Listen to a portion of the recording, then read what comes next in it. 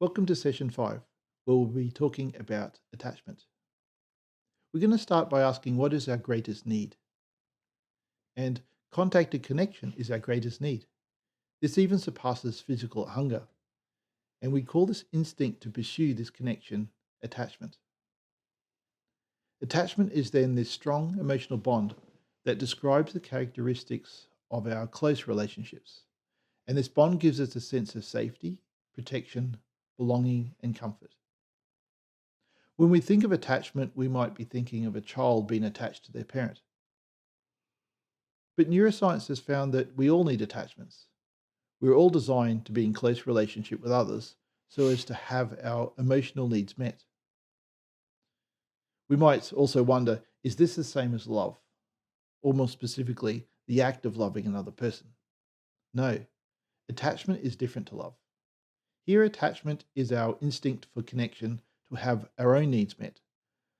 But love is a selfless act to care for another.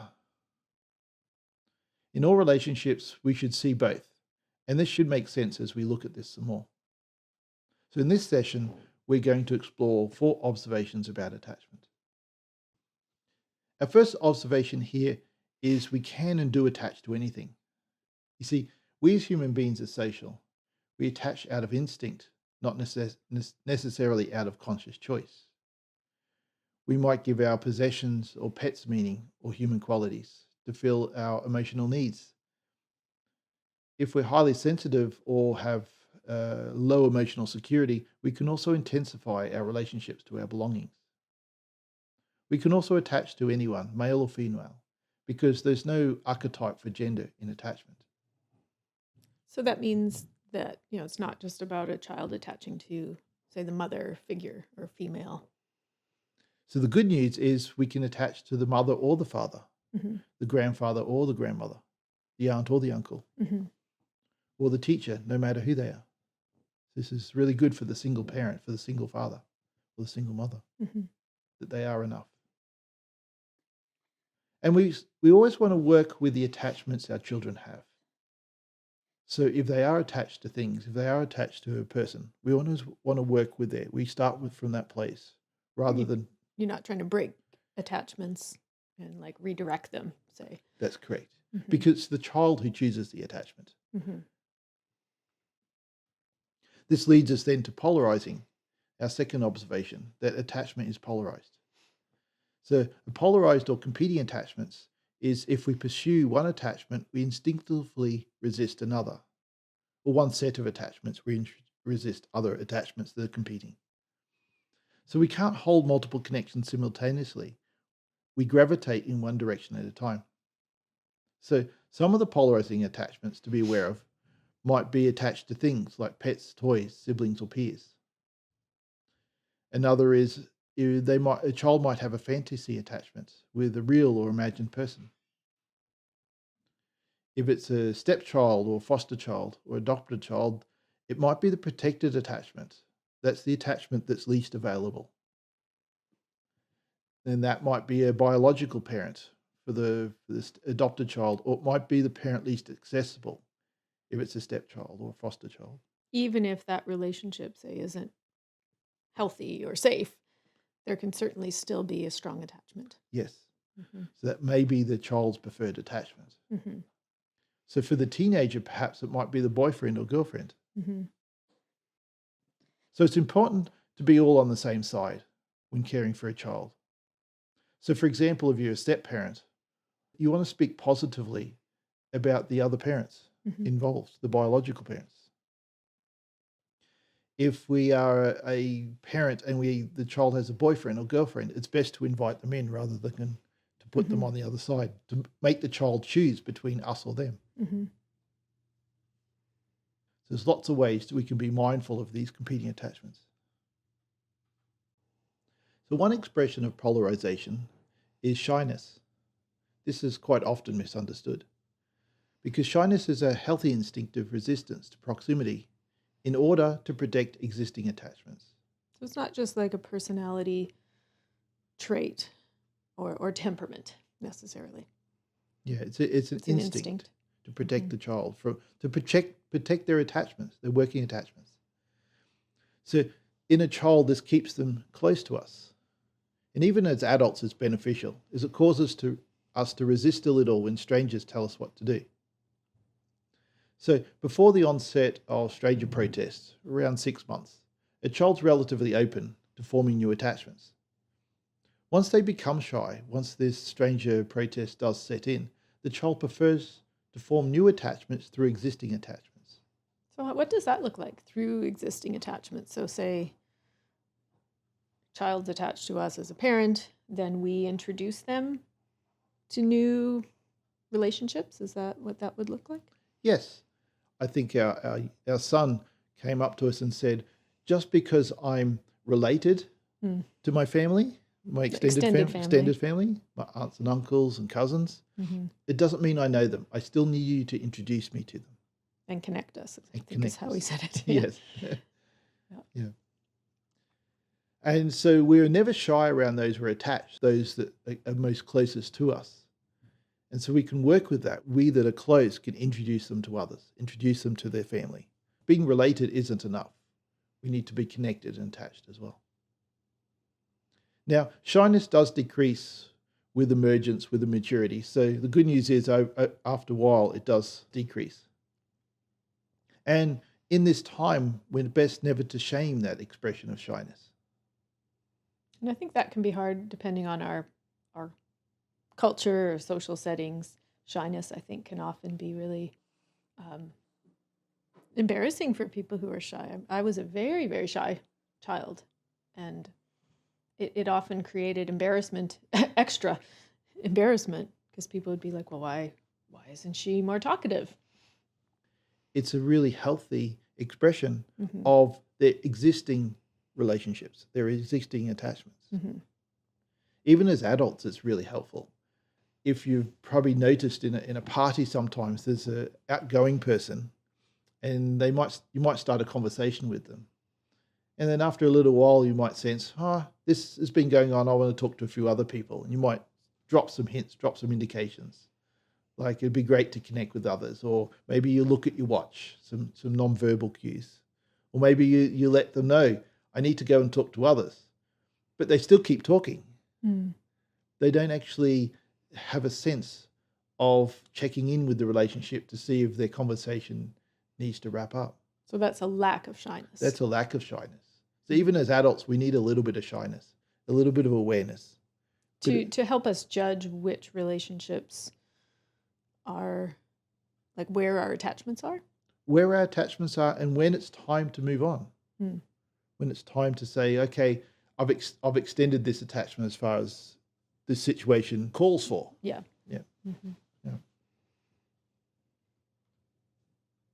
So another expression of polarized attachments is defensive detachment. And we touched on this last session, but now here we can see that this is an expression of this reverse polarity, this polarity of attachment instincts. The child defends against attachments rather than pursuing attachment. So they're moving away rather than moving towards. Even though we would expect them to move towards. Yes. Is that what we're saying? And so for that matter, looking at maybe some of the more significant triggers here. Perhaps separation, where the connections can't be preserved, so a custody shift. Or hospitalizations, if the child is in hospital for long periods of time. Or unavailable parents. So unavailable here it could just be emotionally. So physically they could be present, but not emotionally present.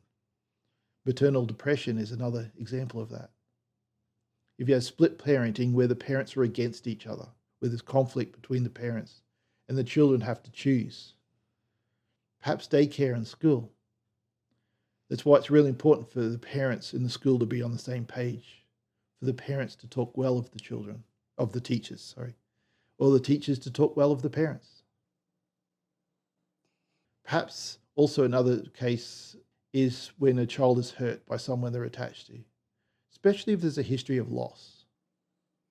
For example, if they experience or anticipate chronic rejection, chronic disapproval, or disappointment.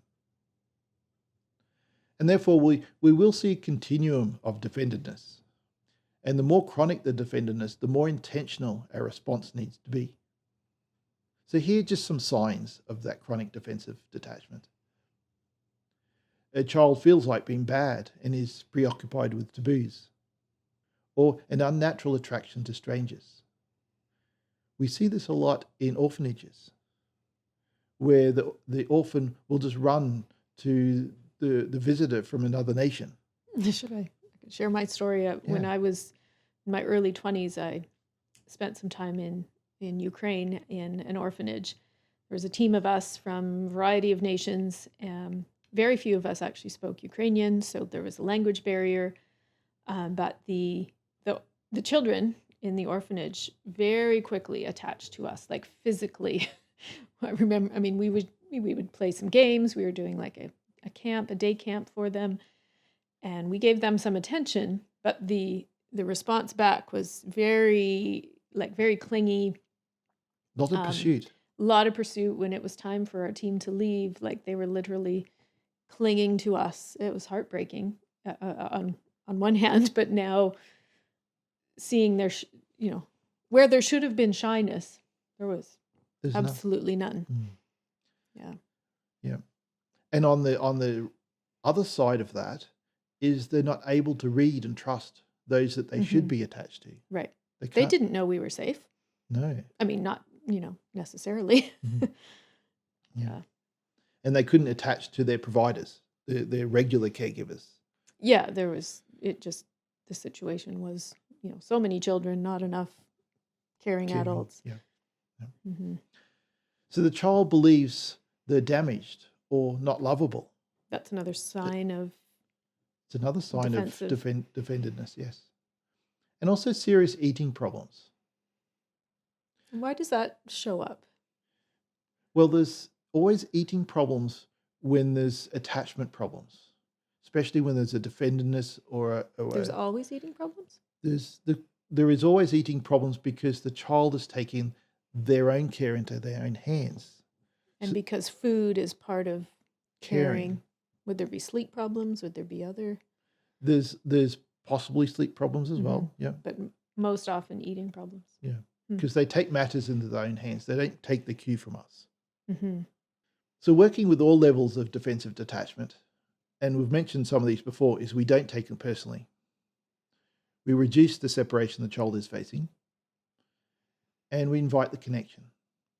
And we'll talk about inviting dependence, inviting them to trust in us, and inviting them to exist in our presence throughout the rest of the session. And then finally, to build an attachment village, because it takes a village to raise a child. And we'll talk about that more in session 6. Our third observation is attachment is hierarchical.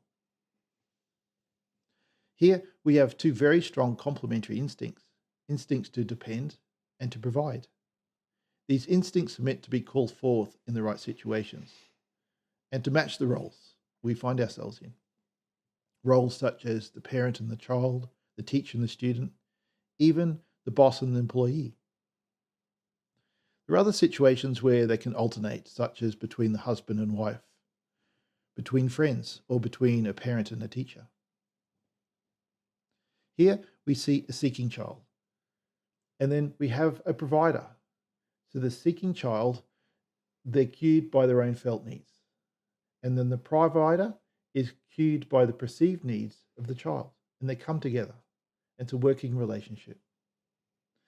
So the seeking child involves desiring, trusting, asking for, wishing for, looking to others for life, for their needs.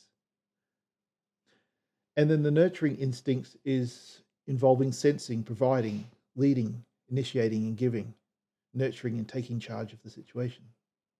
And this dance comes together and they come close. This is a relationship of hierarchy. And both parties feel fulfilled in this dance. This interaction is relatively easy and satisfying for both. I think it's challenging though, especially the word hierarchical. Depending again on our our culture and our background, hierarchy is often a very negative word, right? I want to avoid being under someone's hierarchy. And so here we're talking about a nurturing relationship. Right. And so it makes sense that a child needs to be nurtured, needs to be cared for. But we see it in once we start to look for it, there's lots of relationships that do show that hierarchical working out. Yeah. Yep. And it is quite a fulfilling dance once we interact in this way. And even our emotions of shame or guilt move us back into this place. For when the child experiences a little bit of shame, when things aren't working for them, they'll move back into a dependent mode, back into trusting and desiring and asking for help and looking to others for the solution. And a little bit of guilt, a little bit of responsibility, feeling that from the provider, from the parent. Even things like, say, I remember as a parent, or when our children were young, like say something happens to your child, like our daughter got sunburned, and I felt so guilty that I hadn't protected her from the sun like I should have. Or even when they get sick, you might think, oh, what did I not do right in providing for them? Even if, often it's something outside of our capability. But there is that feeling of, oh, I'm responsible. I should have done better in this case. Mm-hmm. So this guilt moves us back to taking care of, to providing for. Mm-hmm. It's a very strong, powerful emotion. Mm-hmm. Mm-hmm. So this ability to influence and provide comes from this hierarchical dance. It gives us the power to influence and provide for our children, and also to create safety with natural authority.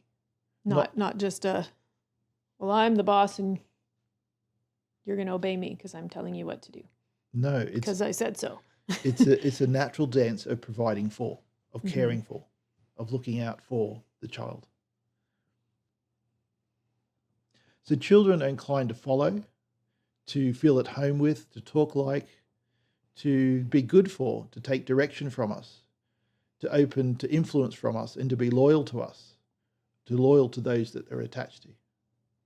And you can see this if you have, I think often like children in the younger grades, if you have a teacher who gets this provider role, and the children are kind of like, the little ducks following the mother, right? The teacher has them with them, and they want to be good for. They take direction from. They're influenced by that teacher. And this is a natural authority. Mm-hmm. Yeah, where the teacher's in front and everyone else just follows. Mm-hmm. Everyone takes their cue from. They look towards. Yes.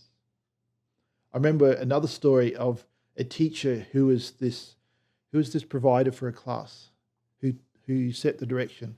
And there was a little boy in that class who had some challenges. And he went to the potty one day. He asked for permission to do that, and the teacher let him go. And he had some challenges in this area, in doing this. And this was his first time going by himself. And he went and he came back. He was so proud, so happy that he came back in the door saying, "I did it." And he looked straight to the teacher to get some significance and belonging back from the teacher, some cues back. And as he walked in the door, the teacher looked, and everyone turned around and looked and realized his pants were still around his ankles. And the classroom turned to the teacher immediately to get her response. They followed her, everybody. What should we do? What should we do? They didn't automatically laugh or embarrass the child. No, and the teacher said, "That's wonderful," and just celebrated that he went, and then just gathered him up, pulled his pants and just moved on. And there's no embarrassment to it. And the class just went on. So even the child who's stuck, who's highly defended, this motivation is remaining, that to be good for those that they're attached to. Now, to assume this provider role, we're talking about teachers, we're talking about parents. To assume this role is something that we invoke. It's an instinct in ourselves to care for the child. And you can't be taught this instinct. It's a dance that you find and you discover and grow into it. We might be taught skills that help support this, but the actual how it's evoked in us, you can't teach that. No. Yeah, but we have some ideas of ways to help draw it out. Yes, so to prime it, to get us moving in that right direction. So first is to believe the child is in need of you, and present yourself as the answer. Come follow me, I am the answer. That's a good place to start, isn't it? Because if we don't believe that, then, well, there's not much need for us to provide. No. If we're like, oh, well, my kid's independent, they're 6 and they can do everything on their own. Yeah. Yeah. Even if it doesn't feel appropriate in the situation. Like, what example would you have for that? Perhaps if the other parents have dropped their kids off, but you know your child. You might hang around a little longer Yes. with your child if they need that. Yep. You wait for the child to say, I'm okay. Yeah. I'm connected. See ya. Yeah. We invite the child to depend upon us. We say, I'll take care of you. You can trust me. You can lean on me. You can say, you have come to the right place. You can depend on me. We can say, I'm here for you when you need it. And that may feel, if we're not used to saying phrases like that, it might feel strange. But that even just those words can bring out that instinct. And once we restore the instinct, there's no stopping it. It just comes forth. Usually. Usually, yes. Some of us might slip back to, oh, this isn't working. Or question what we're doing. Right. It seems quite strange. We can arrange scenarios where the child must depend upon us. This is a great, there's lots of ways to do this, but if you think of, I've worked a fair bit in camping ministry, and you take inner city kids out to the woods, they have to use a porta potty, they don't know any of the skills. The child must depend upon their leaders. I mean, parents can set up these kinds of situations as well. For the foster parent, when they get a new child in, even though the child might be able to get their own food from the fridge, we arrange it such that you come and ask me, and I will always provide food for you. Here's how it works. Then they have to naturally depend. Yes. Yep. And after a while, we've heard reports of the children coming and saying, yes, even though I can get mine, I really like it when someone provides for me. Well, if you think, that's why a lot of us like going out to eat, right? Someone's providing this beautiful food. I didn't have to cook it or think about it. There is, when something's freely provided, we can rest in that and enjoy that. I was just thinking about traditional French restaurants where there's no menu. Right. The chef just says, all right, here's what I'm going to make for you. You're going to love it. I'm sure people do. Yeah. And hide your own needs and fears. So here, from the child, you don't make them responsible for the relationship. If you do have needs and fears, talk to another adult, someone in your supporting environment. But as soon as the provider looks like they don't know what they're doing, the one who's dependent can get really anxious. Really anxious, really uncertain. Yeah. And this is hard. To be honest, this is hard sometimes too. So we can share our feelings about external situations, things that we're both facing together, right? Things that are challenging for us, but not about the child themselves. Right. So we also trump the child's pursuit for proximity. I was thinking of a case where a family had a burglary and the child needed sense of safety. So before the family left, every time they left the house, the child had to check all the windows and all the doors. And this became a phobia where it took several hours to check the windows and doors. They needed to go around. So to trump that pursuit, the parents did it first. They checked all the windows and doors first, and then they jumped in and went with the child and showed them what they did. So you took the lead in creating safety, creating felt safety. So we also act as comforter, compass point, provider, nurturer. We make the decisions for the child. We set up the routines. We set the time that we hope to get up and the time we go to sleep, the time we eat meals together. We set the agenda for the day. Even what we eat for meals. Yeah. I used to, okay, what do you want to eat? You're hungry. But now I will Just more often, I will make a choice, maybe several choices, but I've provided. Mm. It's not up to the kids to make every decision. So especially around meals Hmm. and around sleep. So another example around sleep is, do they get 1 story or 2?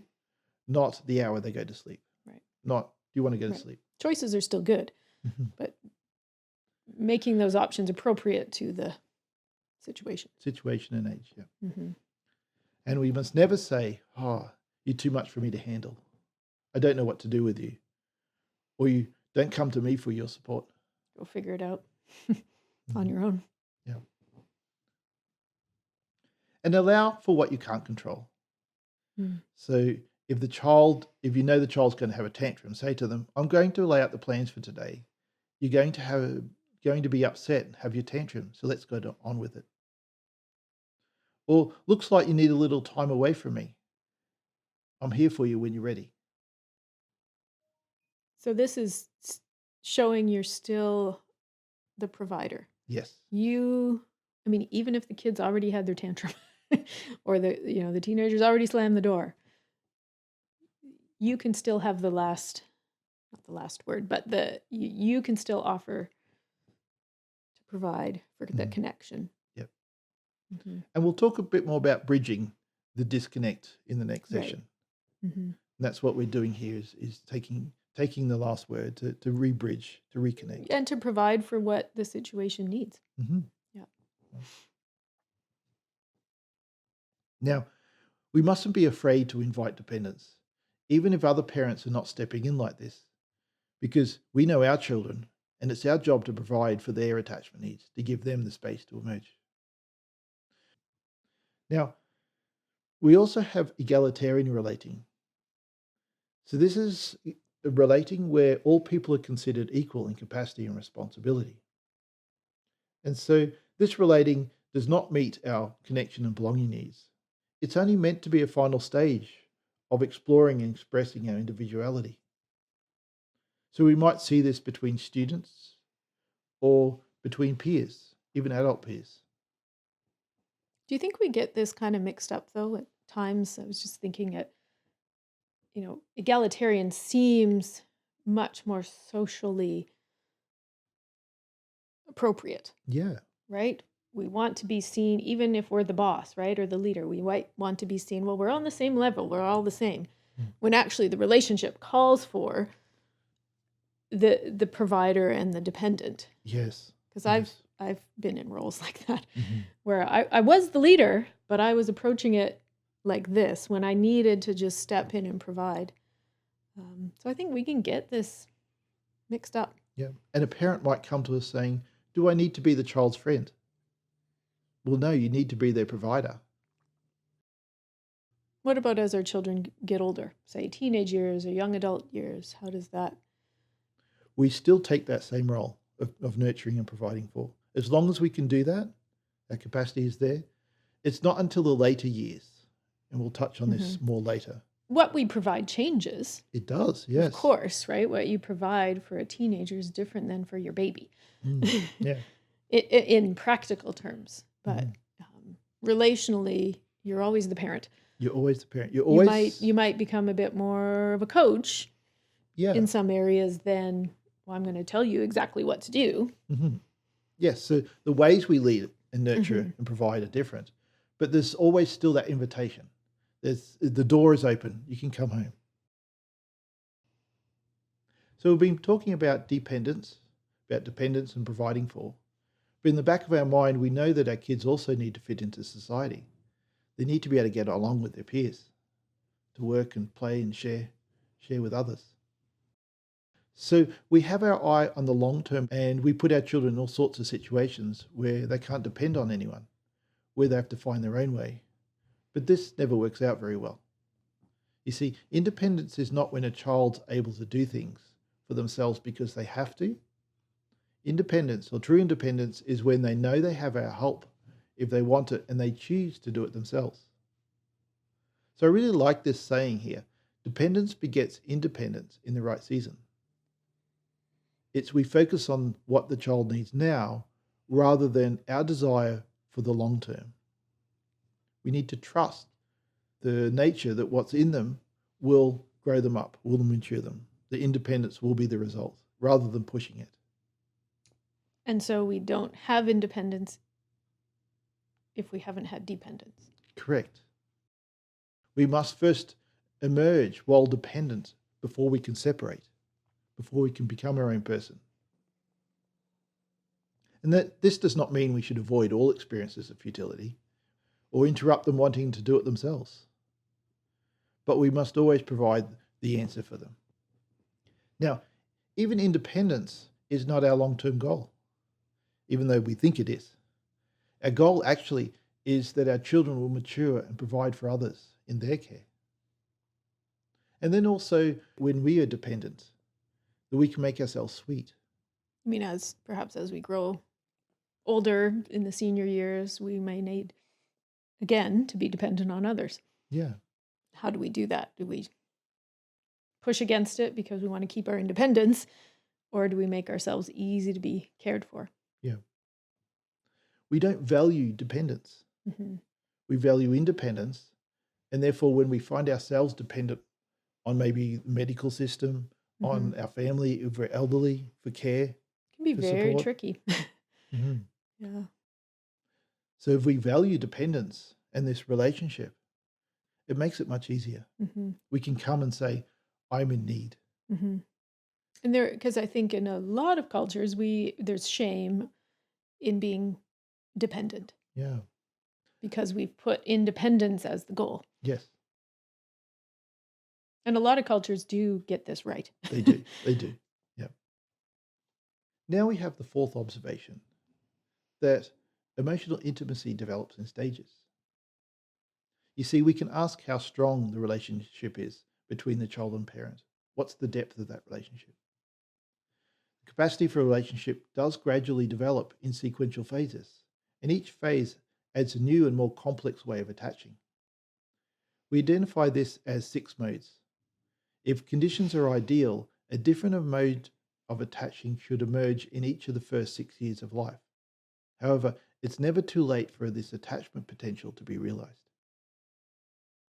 In the first 6 months or so, a baby seeks to be with anyone, any provider, to be held, to be seen, to smell, to grab, to hear. Games like Peekaboo work really well for a baby. They're excited because the senses are engaged as the connection is re-established. After this first 6 months, after this time, they'll become picky about whom they're relating to, but still at the level of the senses. After the first year, the baby realizes they can't be with you all the time. They have this crisis. As the child develops the capacity to imitate, they realize that being the same as, they can also be close. They imitate, they emulate, they model after us. You see, imitation is key for the acquisition of language, the transmission of culture, trying our foods, accepting our people as their people. The mechanism we use to imitate and empathize is our mirror neurons. We also use this mode of attaching as a defense, such as imitating others when being hurt. This is a bit like hurt people hurt other people. As a child explores their world, they start to feel their differentness. Now they have another crisis. At around 3 years old, a child starts to feel that belonging is to be connected to others. This is when we'll hear things like, my family, my mummy, my room, my toys. There's some possessiveness and jealousy to this. There's also a natural display of loyalty because there's a commitment to that connection.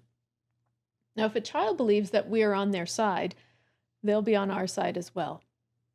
We can reassure a child that this family is indeed your family. We have family rituals and routines. Now, this is also a great age to shift our children, if they haven't already, to have their own bed, their own bedroom, things that belong to them. And here we can also allow them not to share their toys if they don't want to. We'll see that learning to share will come later. Now, this is often the depth we attach to when we're in groups, gangs, cliques. The idea to be loyal and never speak against. I'm just thinking to be loyal and never speak against. If you're in a group and you speak against it, you feel like you no longer belong to the group. There's no way to fit in. Hmm. I think this then speaks to the next crisis we have. Right, because as a child or person begins to think about what they like, what they don't like, they have their own ideas. The ideas might be different than their group or than their family. Mm. And now what? Yeah. That's really another crisis that we face. So maybe if as a parent or caregiver, you notice them, you take interest in them, you give them space to share their ideas, they'll start to feel significant. I was thinking of a teacher that notices the child from day to day. They notice what they're wearing and say, "Oh, I see you have your favorite shirt on." Hmm. Or, You wear it every day.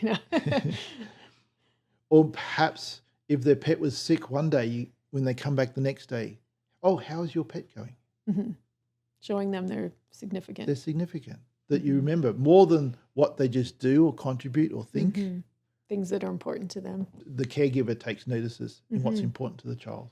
Yeah. This is a more vulnerable level of attachment, and some children don't make it this far. Many adults don't even make it this far. The child is finding the answer to, do they matter to those that they are attached to? With this answer to attachment, the sense of dignity, self-worth, self-esteem, and self-respect will naturally grow. All the things we really want to see Mhm. as our children mature. Now we're going to just look at self-esteem here. This self-esteem is the confidence in one's own worth or abilities. Its self-esteem is good, and the more that we have, the better we are. And the natural sources of self-esteem are a sense of significance, one's perception of one's significance to those that are attached. We're just talking about this. For example, are we significant to God? Are we significant to our parents or our teacher? We also have self-acceptance. So that's inviting oneself to exist in the world. That's like emergence, especially those aspects that haven't been invited by others. So that's in the teenage and college years, to explore the world, explore new things. And a sense of dignity. This is a confidence here that we can cope with adversity, that we have self-control and patience and gentleness. We can engage with others. So true self-esteem invites what's already exists within us. What's all that's needed is a healthy and growing child-adult relationship. So is this different than, say, kids who think they are just really good or think of themselves really highly? Yes. Like that kind of proud, I'm the best. I'm Yes. assuming that's different than true self-esteem. Yes. So there is a false sense of self-esteem. If we don't have this natural self-esteem, it creates an insatiable hunger to be esteemed and valued by others. In Romans 12:3, it says not to think of ourselves more highly than we ought to think, but with sober judgment, according to the measure of faith that God has assigned us. So here is our temptation, is if we don't receive those deeper connections of significance, is to make it up ourselves. Mm-hmm. Or even a sense of false humility. Mm-hmm. Right? Well, I'm so humble. Like we have no self-esteem. Yep. Is just as damaging, I think, and dangerous as thinking of ourselves too highly. Yes. Yep. Mm-hmm. Yep. So in all of this, it all starts with the parent holding the child as significant, as valued, because of who they are, not what they do. The rest is the fruit of maturation, which we all have the potential for growing into. So the temptation is to influence the verdict. If the significance isn't given, then our temptation is trying to find it. Significance must be given. And if we can't find it with those we attach, we start to try and make it happen. The child notices what the parent cares about and begins to measure up to that. They embellish themselves, masking their true nature and altering their image, all to impress. They seek the reward of mattering to others. And this is our greatest temptation. And I think this is something we don't do necessarily consciously, No. right? Because this is, again, instinct. So if that, as we've said, the significance isn't offered to us, by instinct, we try to make ourselves more acceptable to those we're attached to gain this acceptance, to. to go deeper in the relationship. And I think you can see this in, people who are adults who are still trying to get their parents' approval, Yeah. right? Clearly, significance wasn't given. Yep. We had the crisis, which is we have different ideas. Right. Now what? Now what? We're driven by instinct to find an answer. Mm-hmm. So there are many problems to the search. It puts the dependent in charge of the invitation, making them insecure regardless of how successful they are. There's no rest for the child as they now have to work to gain the significance that can never be fully secured. It's always conditional on the child's competence and the child's success. So release from this pursuit is possible only through grace, through the unmerited favor we received by the one who provides. And we certainly see this in Scripture in our relationship with God, Yes. right? It's by grace you've been saved, not by our works, not by what we've done, but by what God's done. Yep. But especially as parents, this is our opportunity to be full of grace, especially when our child doesn't feel worthy of it, right? Yep. When they've made a mistake, when they haven't measured up to whatever the standard is, that's when we offer grace. And not to make our signs of significance conditional upon the measuring up to our values. Right. You matter no matter what. You're always loved. Yeah. There's nothing you're going to do Or not do. or not do that will separate us. Now, at some point, our child feels like others are more significant. It might be a new sibling, a new baby. It might be just leaving to go to kindergarten, or the parent has to go to work. The answer to this crisis is to feel loved and be in love. This is a warm and inviting feeling of closeness. This spontaneous mode of attaching seeks some expression. So there's often talk of marrying mummy or daddy, maybe marrying the sibling, maybe even the teacher if the child's attached to them. There are lots of hearts involved, lots of cards, lots of expressions. This is totally natural and normal, and it's the best to go along with it and receive the deep feelings of affection. The child is feeling the emotion of love. How can we mess this up? Well, we might refuse the love. We might think, you don't want to marry me. I'm your mother.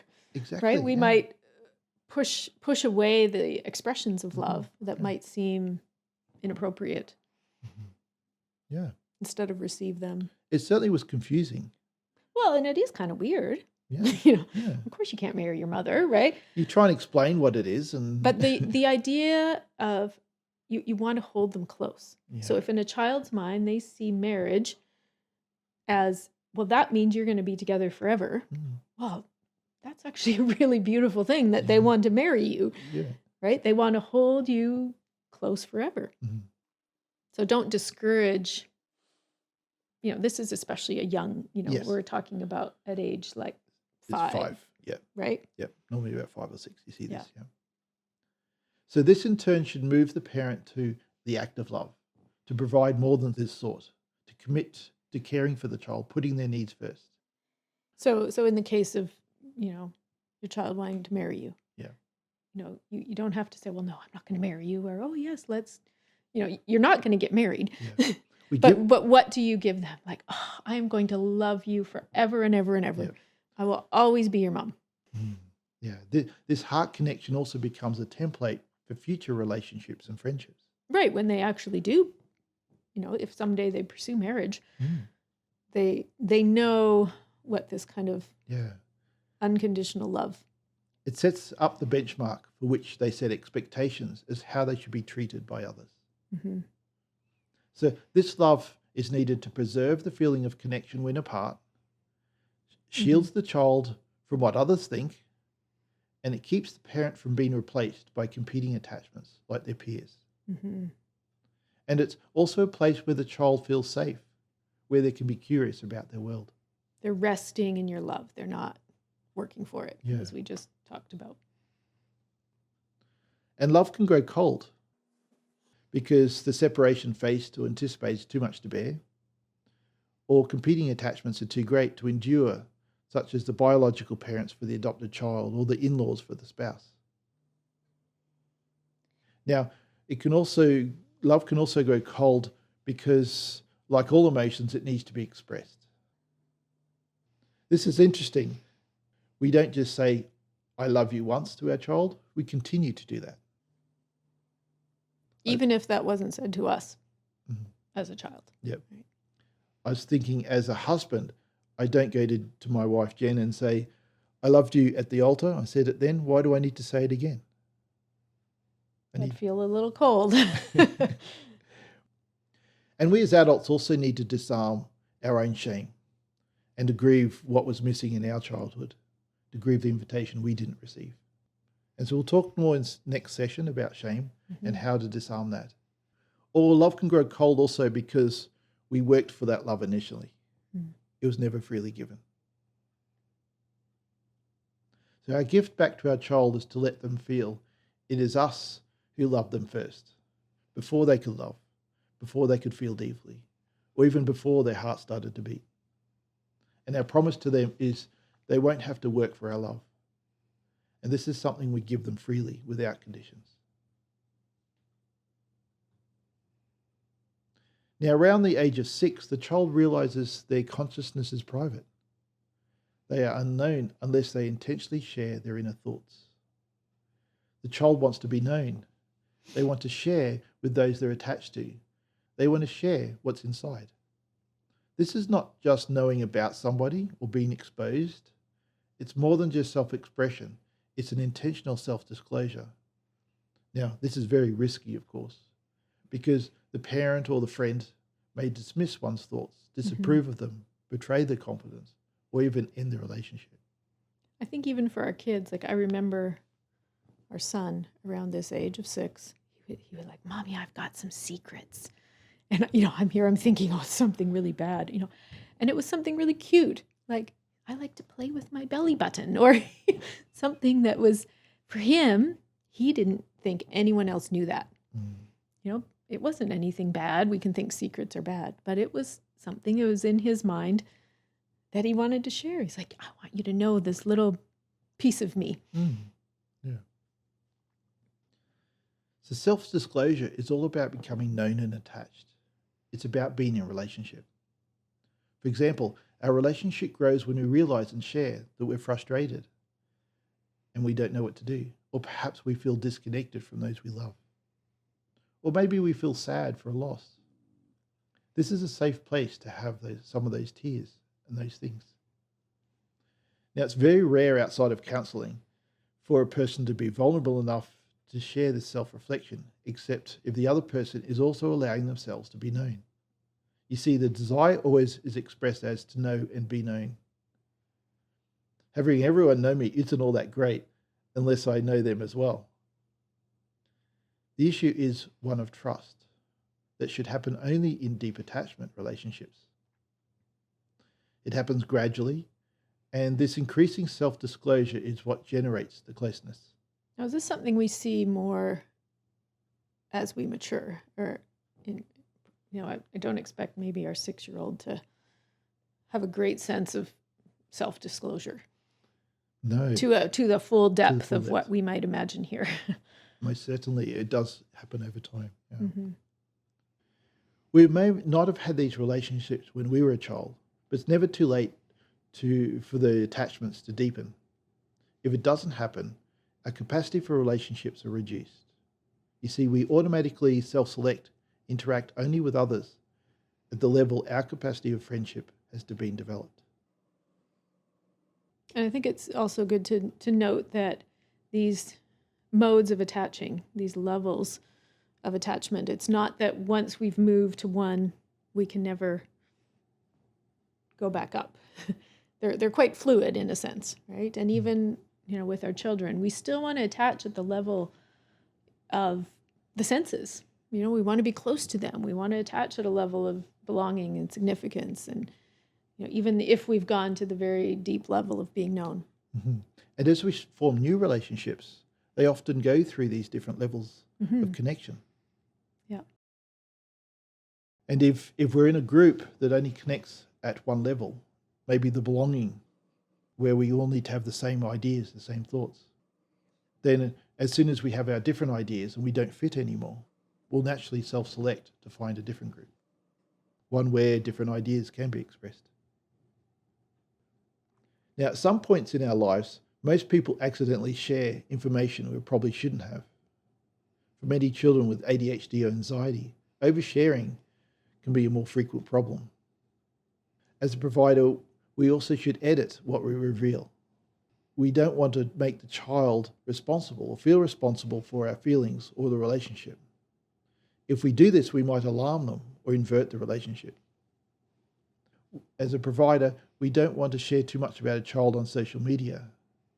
There's a new phrase for this called sharenting, where we cause embarrassment to the child, impacting both their identity development as well as their safety. And we also, at some point, self-disclose outside of a working attachment. This oversharing can jumpstart the feelings of connection where there's no support for it, which could lead to unhealthy expectations or competing attachments with wounding and ruptures. Brené Brown has this great statement where she likens oversharing to a floodlight. It's overwhelming and leaves the listener blinking in the overpowering light. So self-disclosure is good, Yes. but when it's not in the right context of relationship or it's too much, that doesn't help our maturity. Yep. Doesn't help our growth. Yeah, and I think, as you mentioned, social media, it's a place many people overshare Yeah. in various ways, right? It's like, I don't need to see every meal No. you ate today. Like, that's oversharing. But I also don't maybe need to know every problem your child is working through or Medical situations that Yeah. the child is having. Yes.